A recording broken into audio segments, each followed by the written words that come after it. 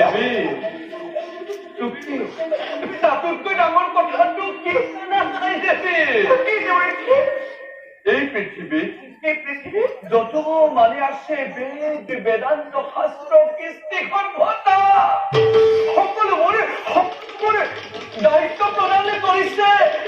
নিশ্চয় মুখে নহয় জানো দেৱী সৰস্বতী জীৱ-জন্তুবিলাকৰ দায়িত্ব কাক দিছে তুমি জানা দেৱৰ্ষি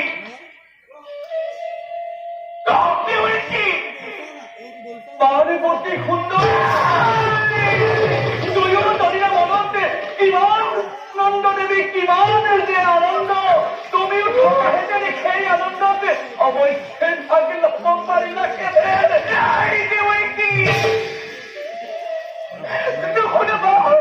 নুশুনাবা দিলে আজি এই গুপ্ত কাহিনী প্ৰভুৱে এই কথা কিয় গোপনে ৰাখিলে মই কি তেওঁৰ পত্নী নহয় নাৰী লাস্য নাৰায়ণ নাৰী বিশ্বময়াৰায়ণ সময়ত নাৰীয়ে ধৰিব পাৰে মোৰ অবিহনে প্ৰভুৱে ৰক্ষা কৰিব পাৰিব মই ভীষণ প্ৰতিশোধ ল'ম দেৱৰী কি ভীষণ প্ৰতিশোধ ল'ম কিয় বাৰু প্ৰভু বিষ্ণুৱে তোমাক প্ৰত্যাখ্যান কৰি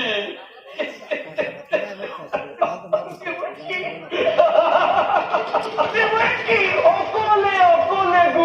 গুপুতে নতুন সৃষ্টিৰ পাতনি মেলিব লাগে সৃষ্টিৰ পাতনি মই নিমিষতে ৰুদ্ধ কৰি দিম প্ৰভুৱে বুদ্ধ এই লক্ষ্মীক অপমান কৰা নাম ভীষণ হ'ব পাৰে দেৱী আপোনাক সাক্ষী কৰি মুখী সাক্ষী কৰি আপোনাৰ সাক্ষাতে এক মহাপ্ৰলয়কাৰী দৈত্য স্বজন কৰি প্ৰত্যেক নতুন সৃষ্টি অংকুৰণ কৰিব খুজিছে তাক মই ধৰি লগত পৰুৱাই দিম চোৱা সত্যৰ মানুহ চোৱা স্বৰ্গৰ দেৱতা মন্ত্ৰী আৰু চাইনা পাতালৰ বাসী নাৰীয়ে কি ভীষণ প্ৰতিশোধ ল'ব পাৰে নাৰীয়ে কি ভীষণ প্ৰতিশোধ ল'ব পাৰে নাৰীয়ে কি ভীষণ প্ৰতিশোধ ল'ব পাৰে নাৰী তুমি সত্য ধৰা দেৱী তুমি সত্য ধৰা তুমি এনে নিদানৰো প্ৰতিজ্ঞা নকৰিবা তুমি এক মহাপ্ৰলয় আৰম্ভ কৰি তাত মুহূৰ্তত অন্য এখন মহাপ্ৰলয়ৰে কিয় সূচনা কৰিব খুজিছা মই তোমাক কৈ থলো দেৱী তুমি আৰু মই দুয়ো এদিন মৰ্ত্যলৈ খহি পৰিম দেৱী মই তোমাক কৈ থলো দেৱী তুমি আৰু মই দুয়ো এদিন মৰ্ত্যলৈ খহি পৰিম দেৱী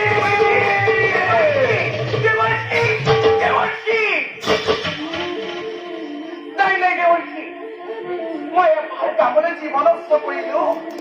তাৰ পৰা কাহানিও মই নহওঁ বিচলিত নাৰী হিংসাৰ পৰায়ণ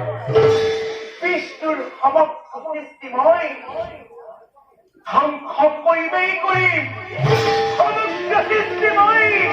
ধ্বংস কৰিমেই কৰিম সমগ্ৰ সৃষ্টি মই ধ্বংস কৰিমেই কৰিম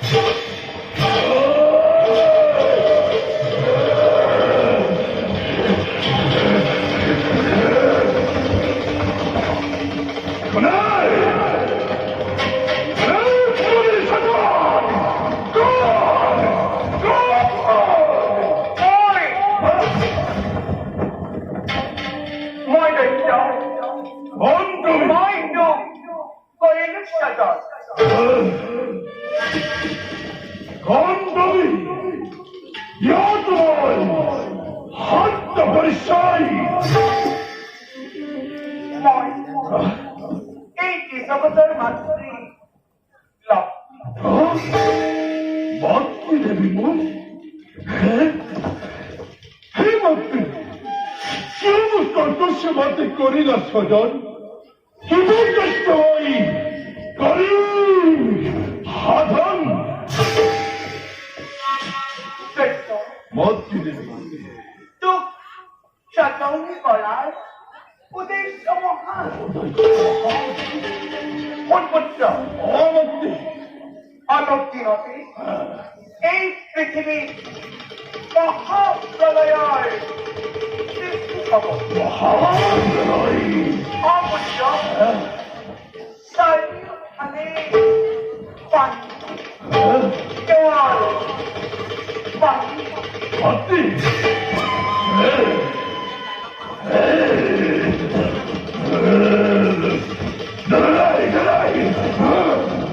চাৰিওফালে পানী গ'লে আমি থাকিম কেনেকৈ পানীৰ মাজত জীয়াই থাকিম কেনেকৈ অসম্ভৱ অসম্ভৱ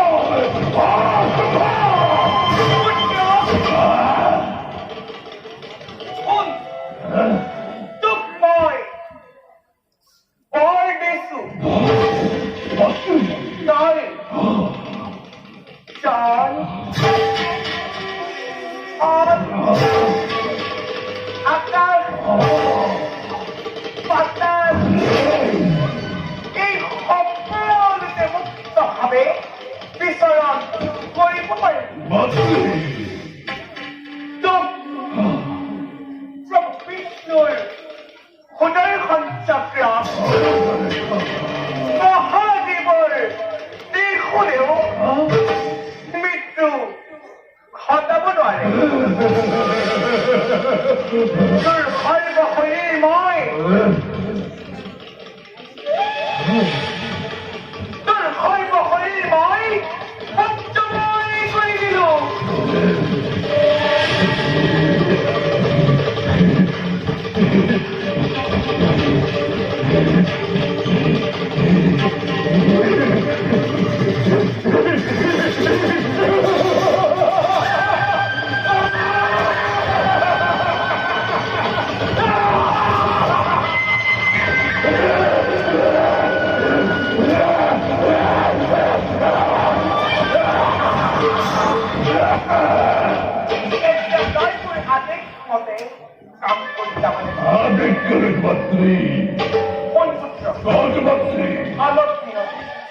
এই পৃথিৱীত মহাপ্ৰলয়ৰ সৃষ্টি হ'ব চাৰিওফালে পানী কেৱল পানী বেদ বেদাংগ সৃষ্টি সভ্যতা সকলোবোৰ পানীৰ স্থলত থাকিব আৰু সেইবোৰ নষ্ট হোৱাৰ আগতে তই তই সকলোবোৰ সংগ্ৰহ কৰিব লাগিব কৃষিময়ীসকলে যাক দায়িত্ব কৰিবলৈ বেদ বেদাংগ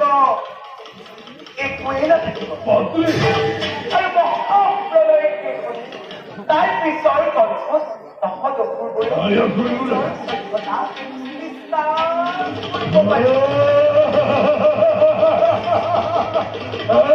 আৰু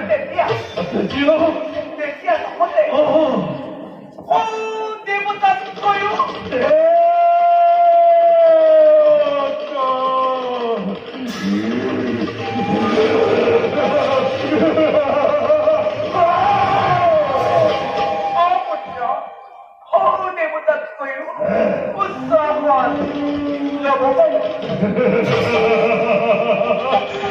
মাতৃ মোৰ পৰিচয় কি হ'ব কি নামে জনাজাতি সময় ধৰা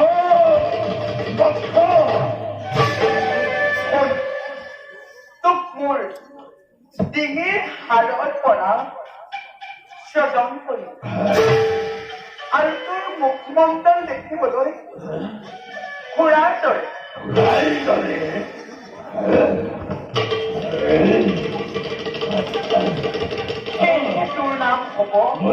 কি মন্ত্ৰী তোৰ নাম তোৰ নাম হব হয়দৈত্য।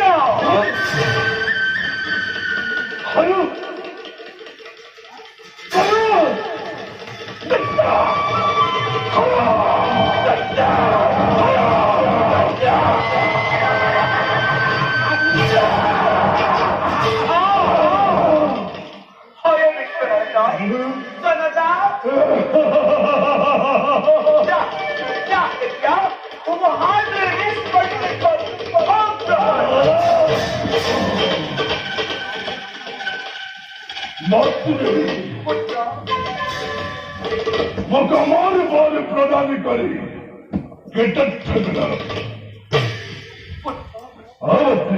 মোৰ আমাৰ একটা বয় দিয়া ক্ষমতা নাই, তথাপিতো মই তোক নিবই কৰিছো প্ৰদান। সেই মোৰ একটা বয়ৰ নিচিনা স্বৰ্গ মৰ্য আৰু পাতালৰ কোনো বিনয় তোক মৃত্যু ঘটাব নোৱাৰে।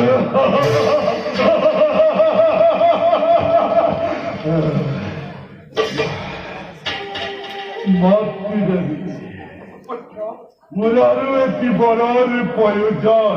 প্ৰকাশ কৰ পুত্ৰ। দৈত্যৰ বংশৰ বৃদ্ধিৰ কাৰণে মৌচেজনী বিবাদিত সুন্দৰী কন্যা অৰ্পণ কৰক মন্ত্ৰী। তই ঠিকেই কৈছ মন্ত্ৰী তেন্তে শুন পুত্ৰ, এই পৃথিৱীৰ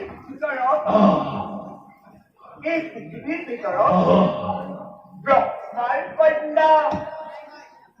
সৰস্বতী।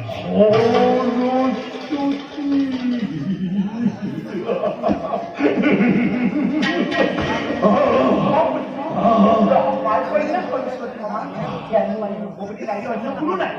গতিকে চলে বলে কি বাপক বুলি কৈ থয় সৰস্বতীক বিবাহ কৰিব। চলে বলে কি বাপক বুলি কৈ থয় সৰস্বতীক বিবাহ কৰিব। মনত ৰাখিব চলে বলে কি বাপক বুলি কৈ থয় সৰস্বতী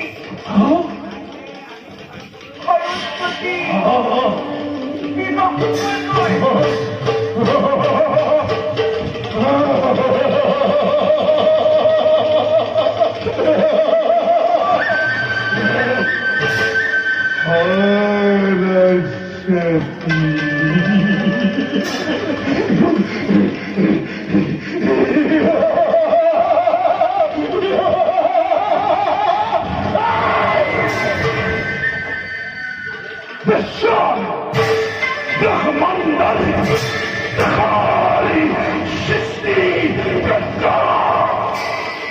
লক্ষ্মী নন্দনময়ী নন্দনী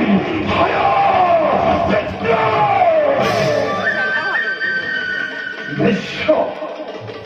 ব্ৰহ্মাণ্ডই কৰিব লাগিব আজি মোৰেই নিৰ্দোষত স্বৰ্গম দেৱতাম্মা মস্তক পাতালে পাতালে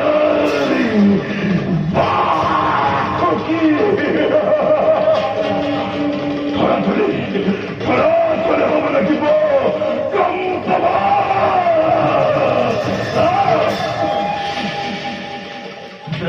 শিৱ জগতে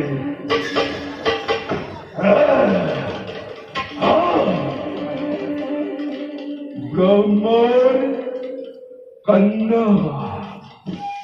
সৰস্বতী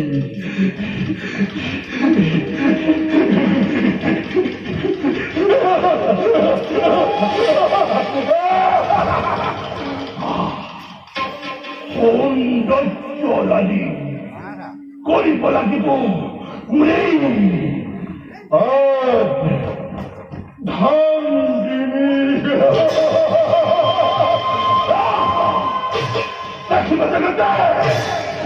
বিশ্ব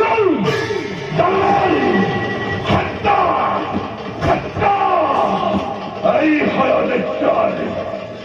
হাজতি বীৰ ৰক্তা পৰাক্ৰম পৰাক্ৰম জীবন সৰস্বতী